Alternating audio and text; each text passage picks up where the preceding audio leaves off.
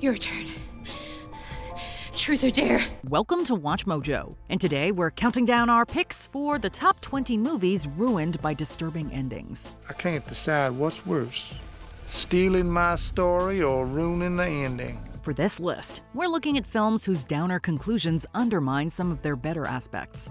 The movies don't necessarily have to be otherwise good, as long as the endings stand out in a negative way. We'll also be including films even if their endings are faithful to their source material. Obviously, there will be some disturbing spoilers. Which ending rubbed you the wrong way? Let us know in the comments. Number 20, Glass. We so wanted the concluding chapter in M. Night Shyamalan's Unbreakable trilogy to live up to its crossover potential. And while some of the interactions between the superhuman characters have their moments, fans were largely left scratching their heads following a rather anticlimactic finale. The classic turn. The enemy becomes the ally because of the hero's unflinching sense of good.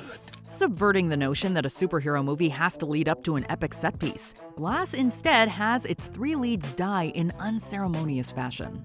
Perhaps none more so than David Dunn, who is literally drowned in a puddle of water. Tell me the truth. Did I almost convince you you were an ordinary man?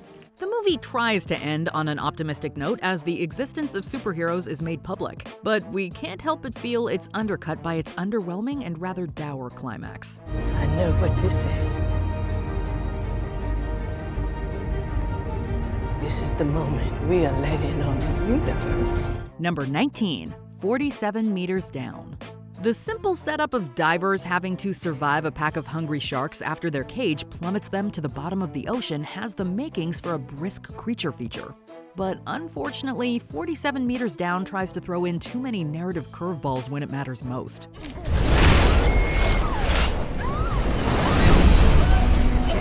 After numerous close calls, it seems like sisters Lisa and Kate have finally made it back to the boat. After a thrilling ascension, it turns out Lisa has been hallucinating and is still at the bottom of the ocean. Not only that, but she realizes Kate has been killed by the sharks a while ago. We made it, Kate. My VCD got me free. It's me. Nitrogen narcotinist. You're hallucinating. Just as quickly as it took to explain this, Lisa is rescued by the Coast Guard, making us question this whole narrative back and forth. Number 18, Serenity. No, not the movie adaptation of Firefly. This one is way worse. Pity is worse than a fist in the face. Before being thrown out the window by a ludicrous twist, Serenity does at least have some atmosphere and intrigue about it. The bulk of the plot sees Matthew McConaughey's fishing boat captain contemplate murdering his ex-wife's cruel new husband Frank.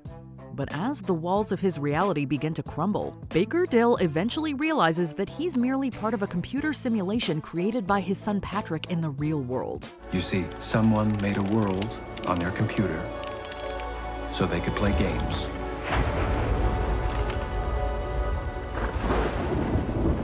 But his favorite has always been catch the tuna.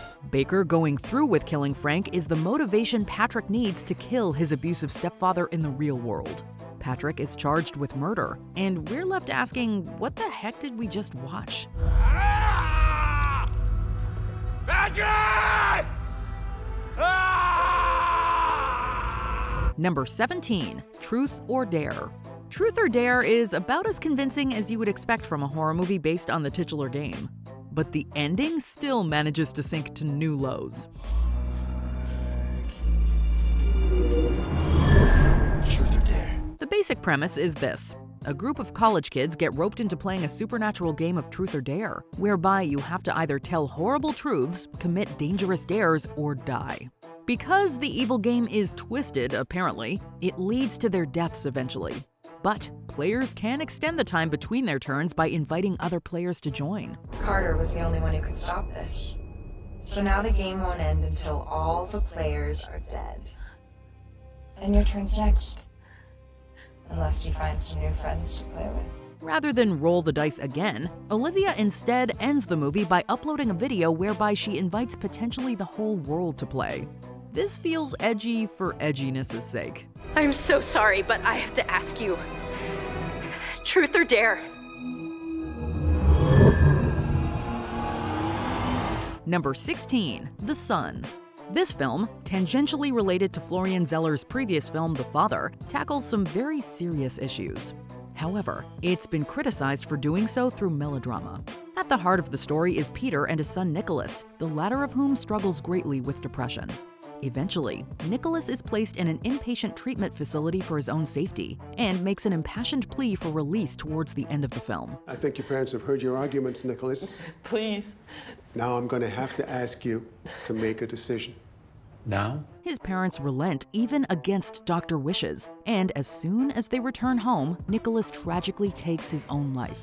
It's far from the most tactful presentation for sensitive viewers, and the final scene where the film briefly tricks us into thinking Nicholas survived doesn't help matters. Were you thinking about Nicholas?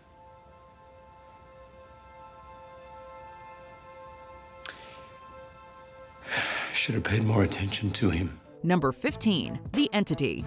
This horror film, supposedly based on true events, distinguishes itself by going further than most in the genre would. The trouble is, the ending manages to go too far. All right, bastard. I've finished running.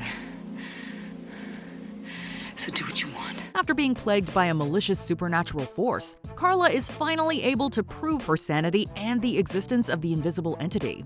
Only the person with the ability to officially validate her claims goes into denial. You did see it, didn't you? Something. I saw something. The film ends with Carla moving away with her family, but not before the entity greets her by saying, followed by a weirdly vulgar British slang word. You think you know what it is. It's a decidedly dour downbeat to end on, with the entity's colorful language eliciting little more than confusion. Number 14, The Number 23. Now, here's a movie that makes the wrong call at every turn, with its twist being at the center of it all. Some choices are easy, some aren't. Those are the really important ones. The ones that define us as people. Jim Carrey stars as Walter Sparrow, a man who becomes obsessed with a book that may hold the secrets to a murder. Wrapped up in this mystery is the number 23, which Walter can't help but see everywhere. My birthday, 2/3, driver's license, social security number, everything. I was born at 11:12 p.m. 11 plus 12. It's like it's imitating my life. At no point is the film less convincing than the third act, wherein Walter overcomes his amnesia and remembers that he wrote the book and committed the murder. Mom, who wrote the book? Do you Tell know? him who wrote it. You wrote the book, Walter.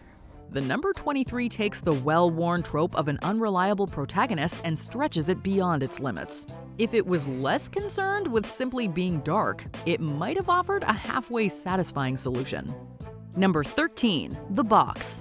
The financially desperate Norma and Arthur are presented with an option by a mysterious man. If they press a button, they'll receive $1 million, but a stranger will die. What if it's someone's baby? What if it's a murderer on death row? What if it's our neighbors across the street? Do you even know them? Rather than lean into the psychological angle of the plot, the movie eventually takes a turn into the realm of science fiction. In the end, the mysterious man reveals his assistants have blinded and deafened their son and offers them another choice. Keep the money and live with their son's condition, or Arthur can kill Norma and their son's senses will be restored. We get the latter, but we feel like the movie should have taken option C. That is, if option C is anything else. Walter's upstairs, he's okay. They assure me you and your son will be taken care of. Number 12, The Woman in Black. For what it's worth, The Woman in Black is actually a creepy little haunting film, with plenty of atmosphere to spare.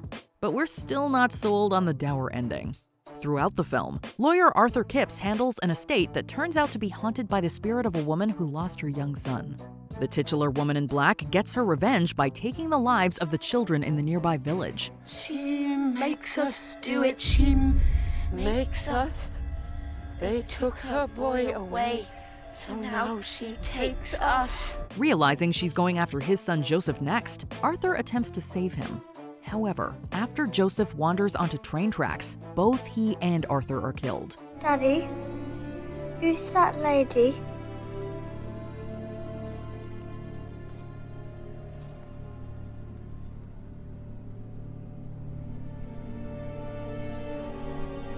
It's your mummy.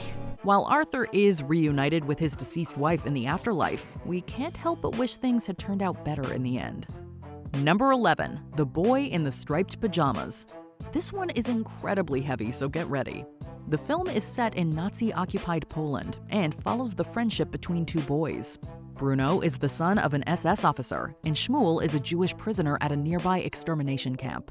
We're not supposed to be friends, you and me. We're meant to be enemies. Did you know that? The boys' ignorance of the real horrors going on reaches a critical point at the end when Bruno is mistaken for a prisoner and rounded up with the rest of them. It's alright. I think we're just waiting in here until the rain stops. Bruno, Shmuel, and countless others are tragically executed, and the film ends with Bruno's family utterly devastated. While the film has garnered mixed reactions, detractors of the ending have criticized it for being contrived and sympathizing with Nazis. Either way, it's definitely a gut punch we wish we could forget.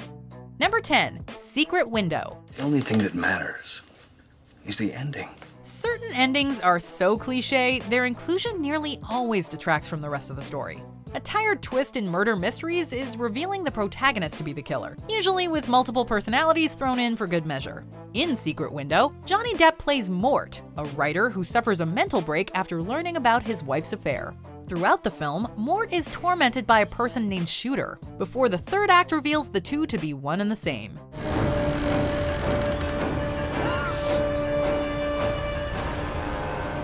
Number 9, Sucker Punch. Oh, it's me. Of course it's me. It's the only way this ever could have ended. Zack Snyder's film is a grim psychological drama about abuse that also loves to drop its attractive cast in video game scenarios devoid of consequence.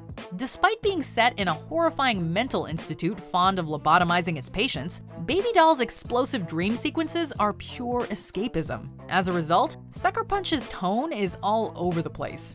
Ultimately, Baby Doll is lobotomized to allow one of the other captives to escape.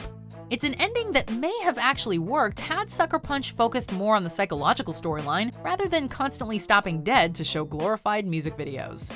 Number 8, Knock Knock. Look what I found.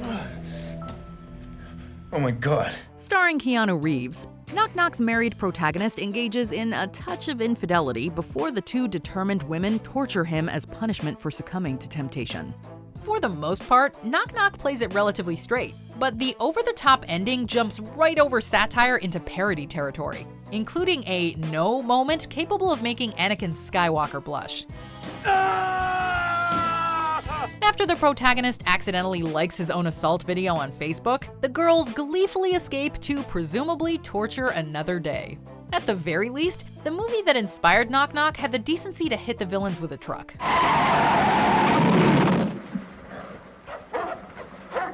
Number 7, Paranormal Activity, The Ghost Dimension. The 6th entry in the franchise, The Ghost Dimension finally answers a couple of long-standing questions. As it so happens, some things are better left a mystery. Long story short, a cult needs the blood of a girl named Leela to revive a demon called Toby, and the villains succeed while killing the rest of the child's family. Since most entries in the series conclude with a win for the bad guys, The Ghost Dimension's shocking ending happens to be the most predictable outcome possible. Along with an absence of scares, The Ghost Dimension's theatrical ending represents a franchise that never should have been running out of steam. What happened? Number 6, The Descent, Part 2. Come on, come on! Following 6 women who enter a cave occupied by cannibalistic humans, 2005's The Descent is a fantastic horror movie with a seemingly happy ending that winds up being the exact opposite. Despite obviously lacking the element of surprise key in making the original film's climax so effective, the sequel could not resist closing with another switcheroo. The Descent's protagonist sacrifices themselves to allow another woman to escape the cave. Unfortunately, a rarely seen minor character shows up to ensure nobody survives. It's almost as if the film suddenly remembers it needs a crushing ending and opts for the flimsiest solution possible. Number 5, Remember Me. I mean, why aren't you riveted? In the hands of the right director and writer, any subject matter can work. That being said, adopting a real-life tragedy to artificially bloat a story's self-importance is a recipe for disaster. For approximately 95% of its runtime, Remember Me is a meandering drama about pretty people grieving over senseless acts of violence. Then the 9/11 attacks happen while the protagonist is in the World Trade Center. For some reason, Remember Me turns one of America's worst moments into a poorly timed twist ending that no one asked for. Number 4. Splice. Strange, twisted, and often great, Splice sees a pair of scientists fusing human and animal DNA to create a female hybrid called Dren. As Elsa's own DNA is used, the engineer is basically Dren's mother. Meanwhile, the other scientist begins to sleep with the hybrid creature. Following a thoughtful exploration of this unorthodox love triangle, Splice forgoes atmosphere in favor of a purely insane climax. After becoming male, Dren forcibly impregnates Elsa, who opts to keep the baby for money. Anything interesting Splice says about genetic engineering is overshadowed by the overly grotesque third act. Nobody would blame you if you didn't do this. Number 3. High Tension.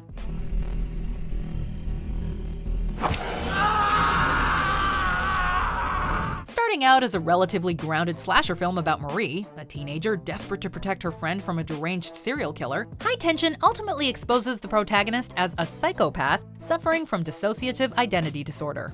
Framed as Marie recounting her version of events while in a mental institute, High Tension asks audiences to believe all these violent murders were committed by a petite teenager rather than a brawny guy.